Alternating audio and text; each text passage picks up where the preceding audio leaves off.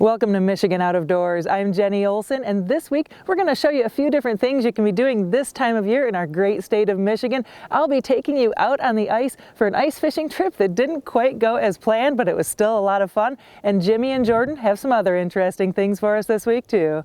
Well, that's right, Jenny. We do have a few more things on this week's show. We're actually going to show you an ice fishing tournament that's going to be happening in a couple of weeks. We're going to show you last year's event just to kind of get you excited for what is going to take place. It's a really cool event that you may want to take part in. It's going to be in the northern part of the Lower Peninsula, so that'll be something you can check out. And we're going to do something different on this week's show, something we have not done before. We're going to kick off this week's show with a pigeon hunt. That's right, a pigeon hunt. And we're going to show you what really goes into that. It's kind of a different thing. You won't want to miss that.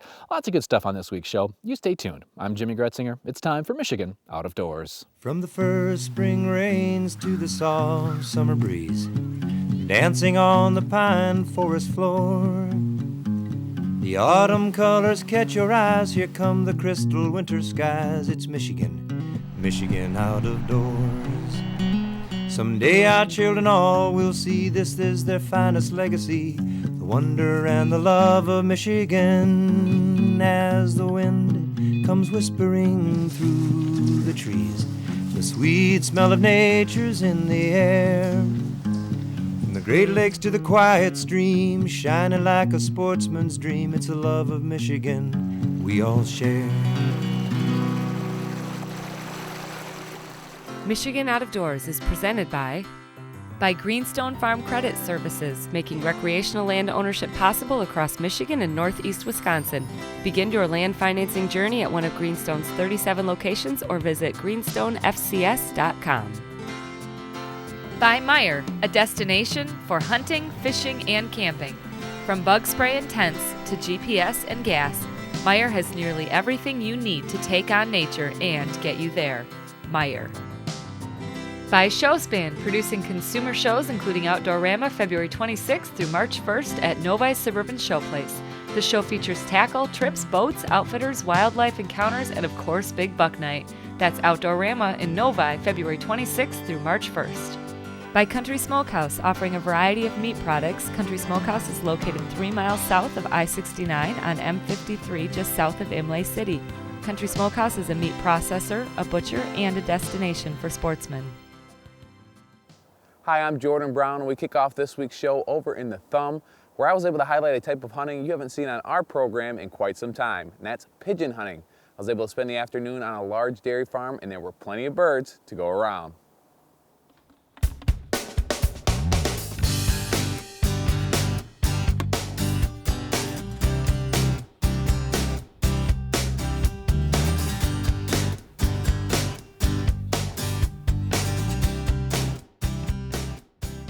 Pigeon hunting is a fairly new sport that's coming about here in the U.S.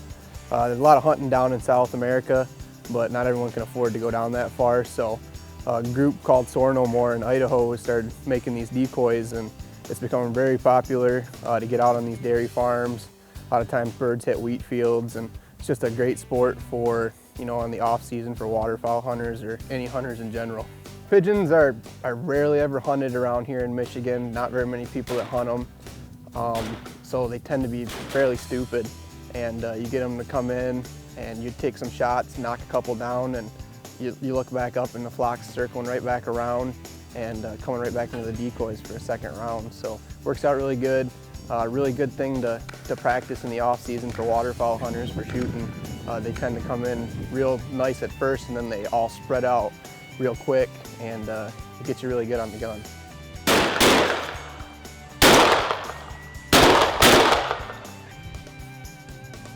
We're out here, it's early January. We're doing a little pigeon hunt here in Bad Axe on a dairy farm. We've got a setup with about 3 dozen full-body pigeon decoys. They're kind of coming in, it's snowing pretty hard, so I don't know if it's going to be great all day, but so far they're coming in pretty well. Well, despite some less than ideal weather conditions, we were still managing to knock a few birds down. Hunter and the crew had this whole pigeon hunting thing pretty well figured out, and were able to offer up some tips to those hunters just getting into the sport. Usually when you're looking for a farm to hunt, you're going to want to usually look around dairy farms, wheat fields that are close to cities. Birds will come out of the cities and feed in the wheat fields in the summer. Most part, you go up to a farmer and you see a lot of pigeons at their place, and they're usually pretty generous to let you hunt. I rarely come by farms that you can't hunt. What we usually use is between 12 and 4 dozen decoys, full bodies, and you put them out with a mojo or two, and the pigeons come in real good. Hunting pigeons on these dairy farm scenarios, you don't have to necessarily wear camouflage, just darker colors like brown, gray, black, anything that's going to blend in with the surroundings. And what we tend to use is 12 gauge shotguns, semi-automatics, and tend to use 8-shot, 7.5 or 7. You can go a little bit bigger than that, but for the most part, those will do the trick at 20 to 30 yards on these pigeons.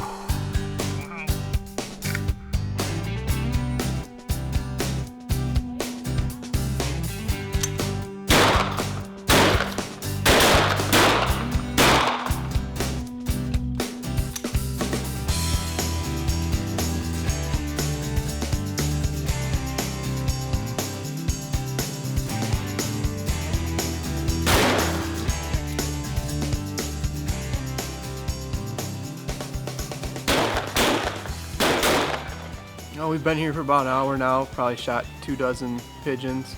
They're coming in decent. A lot of snow coming down. I think they're having a hard time seeing, so. But for the most part, they're heading right for that feed, and we're catching them right before they get dipped down below the barn where we can't shoot.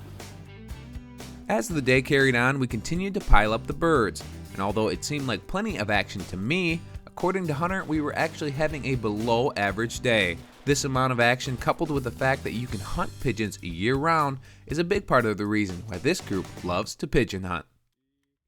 First time I ever heard about pigeon hunting, I was a little skeptical. I said, why would you want to go out and hunt those dirty birds? And come to find out, it's really fun.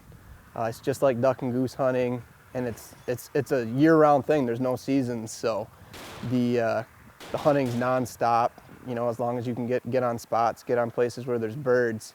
It's really enjoyable, and you'd be really surprised, people that don't think it would be fun. It's a blast. Although pigeons aren't a game species, and they're actually invasive, they're very good to eat. It's what they're originally bred for, and they taste just like duck and goose. I'd actually say a little bit better, and it's a great source to fill up the freezer.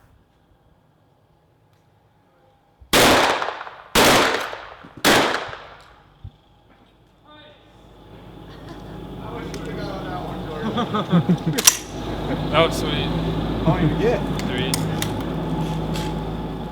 3. The real cool thing about the pigeons is there's a lot of different color phases. You get brown bars, blue bars, checkers, whites. It's endless how many different types of colors there are. There's white tips on their wings. It's just a lot of variety, which makes it really cool when you get done at the end of a hunt to see all these different types of birds. And if you get lucky, even sometimes get these bands. They're just runaway racing birds. And it's kind of cool to collect. Any waterfowl hunter knows bands are an awesome thing to have on your lanyard, and it's about the same for pigeon hunters. Well, no bands today, but plenty of empty shells. We ended up shooting around 50 pigeons in what has to be one of the more unique spots I've ever hunted in. Special thanks to Hunter and the crew for having me out and for introducing me to yet another way to spend time outside, pigeon hunting here in Michigan's Out of Doors.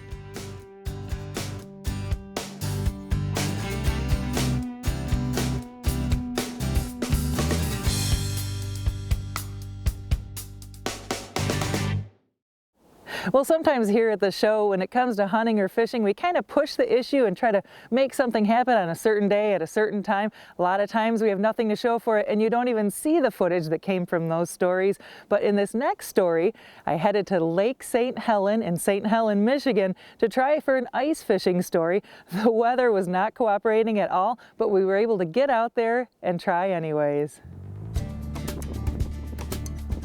A couple of weeks back, I stopped in Roscommon County and paid a visit to the town of St. Helen. I had seen a fishing report online that said folks were doing good on perch, walleye, crappie, and pike out on Lake St. Helen, so I stopped into Malcolm's Tackle Box to chat with bait shop owner Dave to get the lowdown on the fishing here.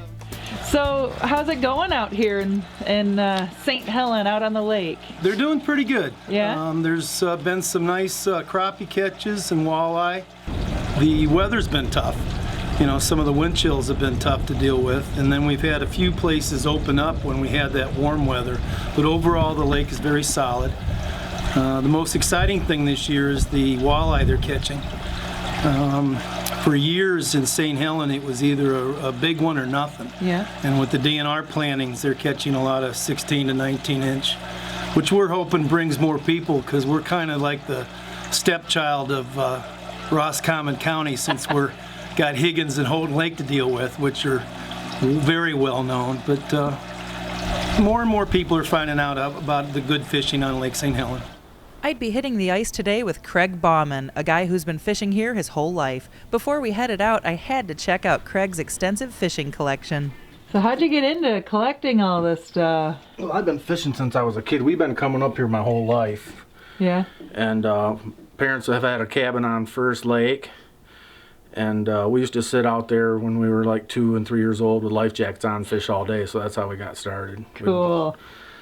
And it's just evolved. We started out with a little rowboat, and then we got a motor, and we were like the king of the lake when we got a motor. So we had a little 6-horse to tool around on, and then when I was old enough and started working construction, I bought my first bass boat and fished some tournaments and stuff, some local tournaments, and I did fish some federation tournaments. Craig knows Lake St. Helen like the back of his hand. Even though his favorite spot was inaccessible due to open water in some areas of the lake, he had his shanty out in a different area and had been doing pretty well out here on perch, pike, and the occasional walleye. His fishing buddy Pete Palazzolo was already out setting up his shanty next to Craig's. Now, it might be hard to tell while watching this at home, but it was frigid out here. With a high temp of 8 degrees and 20-mile-an-hour winds, Pete found it impossible to keep his portable shanty from blowing around, so the guys decided to fish together in Craig's permanent shack. Well, this is it, huh? Yep, this is it. This is like the Taj Mahal in here. Yeah, it's all insulated. Nice. So Wow. it does float. I don't know if I should be reassured by that or nervous. Yeah. So what do you got going here? You got a whole set for... I got an artificial decoy over there, and then I usually jig out of this hole while I'm spearing. Okay. So today's plan was for Pete to run the jigging hole and try to coax in some perch and walleye, while Craig would watch the spearing hole for pike. Lake St. Helen is a 2,400-acre lake and is the headwaters for the south branch of the AuSable River. Locals have named the different sections of the lake as First, Second, and Third Lakes. Today, we were fishing First Lake. Craig had been out this morning and caught a beautiful perch here, but said things had been pretty slow the last couple of days with the change in weather. Man, that's a nice fat one, huh? Probably about 11 and a half, 12. Sweet. Okay, let's get some of those. Yeah. Well, things were extremely slow out here. We saw 2 pike swim through so fast I didn't have time to turn on the camera. Craig threw some eggshells down the hole to help see any fish passing through a little easier. The guys had warned me that things would be slow, but I only had a short amount of time available and decided to give it a try anyway. We fished till dark with nothing to show for it and headed back to Craig's house for dinner. Well, Craig, kind of uneventful so far, huh? Yeah, it's been bad. The golden hour didn't even produce. No. Well, today was a little slow, so luckily earlier in the week me and Pete went out and caught some walleye and some pike and some perch and some crappie. That's what we're doing today? That's what we're doing today. They've been soaking a couple days. They should be in good shape. What do you soak them in? Just water, and I keep them rinsed with a little bit of salt. Shake a little salt on them. Okay. What do you got here? You're using a scoop of this Zatarans. Yep. And what else is in there already? Aunt Jemima, panko, and some Andes. All right, just a little bit of each. You don't really have a recipe? No, just a little bit of everything, and then just stir it up. We're just going to pan fry these today. Give them the old dip and flip. And they're ready to go, huh? They're gonna be ready to go as soon as that oil's hot. What's the pancake batter do? How's that make it different? And you'll see it gives it like a sweet, floury flavor. It's really good. Mom taught me that trick too. While the fish were frying up, Craig and his dog Missy turned their attention to the second half of our surf and turf dinner. Craig had cut a venison tenderloin into chunks and seasoned to taste. Then, like any good recipe, he wrapped each tenderloin chunk in a piece of bacon, skewered them with toothpicks, and threw them into a hot skillet. It was starting to smell delicious in here. Once the tenderloins were browned on one side, Craig flipped them over for a quick brown on the other side, being careful not to overcook these delectable morsels. Now it was time to enjoy the rewards of a successful hunt and some better days on the ice. Hot and ready. Here we This is go. my fishing buddy Pete, my neighbor, and his wife Pam. And it don't get no better than this after a cold day of fishing. That's right, it was brutal out there today. Woo! Here, have some. Thank you. All right, you're getting some venison too? Okay, I'm gonna Awesome. take the fish here.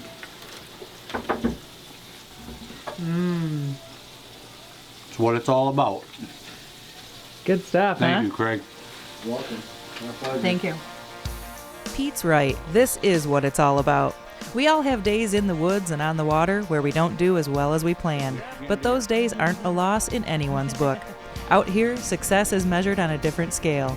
Spending time with good friends, braving the elements, having a few good laughs, and getting a glimpse of this wonderful creation we call home is considered success for all of us who love Michigan's out of doors. You know, as sportsmen, there are all sorts of events around the state of Michigan throughout the year that we can take part in. Well, there's going to be an ice fishing tournament coming just outside of Alpena in a couple of weeks that you may just want to check out.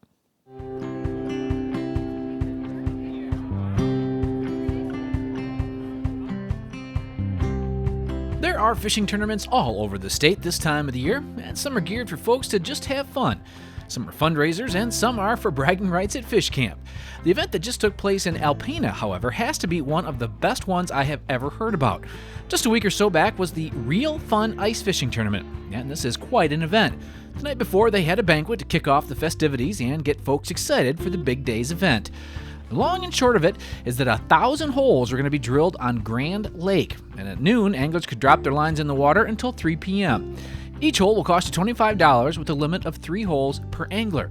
Each angler can weigh in 1 fish. Heaviest 1 fish for the day was the winner. It was a great way to raise money for the Alpena Wildlife Sanctuary River Center. My name is Tanya Spence, and I'm with the Real Fun Ice Fishing Tournament, and this year we have our 6th annual tournament. We started about 6 years ago as a fundraiser. I moved here from Brainerd, Minnesota about 8 years ago, and back in Brainerd they had the world's largest ice fishing contest where they've been raising hundreds of thousands of dollars for charities for years. So we decided to do something very similar, but on a much smaller scale here in Alpena. Basically, people come in the gates at around 9 o'clock and they go through security check and they go out to find one of the pre-drilled holes.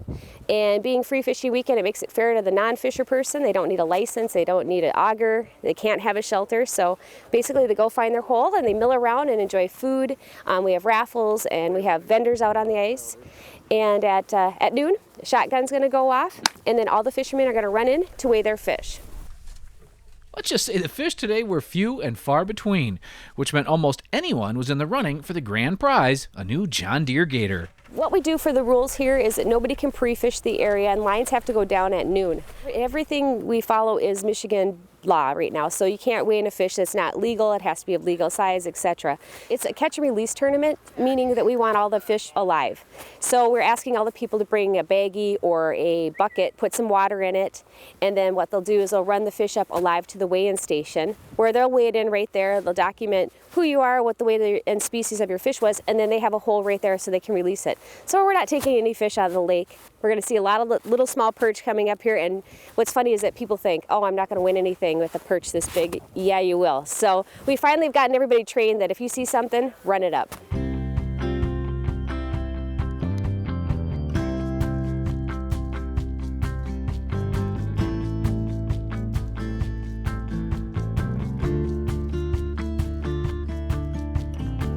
my name's Romeo Berdage, and I'm a local guy here in Alpena, and the nice thing about this part of the lake is everybody has a fair shot. This is a mud flat bay. It's roughly between 4 and 6 foot as you go out, and so there's no hidden tricks. It's when these baits fall, I think those fish just say, wow, what's going on? And so I'm going to have my face buried in a hole looking at the bottom. It's pretty clear. The water's going to be pretty clear. You'll be able to see the mud bottom. Using simple jigs. I've got teardrop jigs that I'm going to use tiny and do a second with a wiggler, set up basically a perch rig, and just hope to see something come in and then get it. It's like winning the lottery, I think. There's no luck, there's no skill involved other than just hoping that fish is right here and that you get a chance to catch one.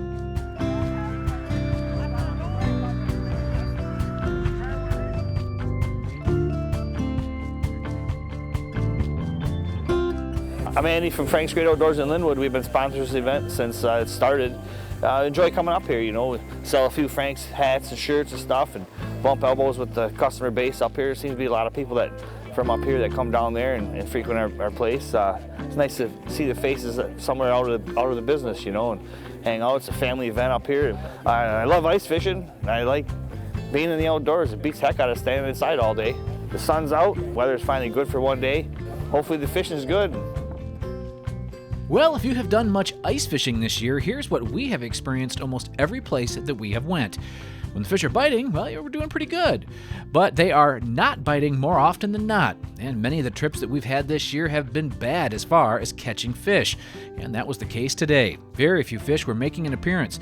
The weather did help the situation out, but it was slow pickings today. But what a cool event. Lots of money is raised. Folks get to get out for a few hours and try their hand at winning some great prizes, all for a good cause. You know, the biggest thing about this tournament is not about catching the biggest fish. I just went up there and I said, this is where size doesn't matter. It's all about the camaraderie, and you can see everybody's having a good time. These guys next to me here, they've been laughing the whole time. And I got father, son behind me. I can hear them talking. It's just kind of cool. So the nice thing is we're here for a charitable cause, and even though we don't catch fish, it's still a good time. At 3 o'clock, lines are up. Everybody comes into the center, and what we do is we have 30 prizes, and they're kind of staggered. Basically, first prize is a John Deere Gator, a side-by-side, and then it'll vary from augers to portable shanties to hoodies to chainsaws, you name it, and that goes down to 30 prizes. So, okay, number 26. This is a Frank's Cold Snap Parka, and this goes to Zach Brown, .28 perch. Zach Brown. Number 9 is a jet sled.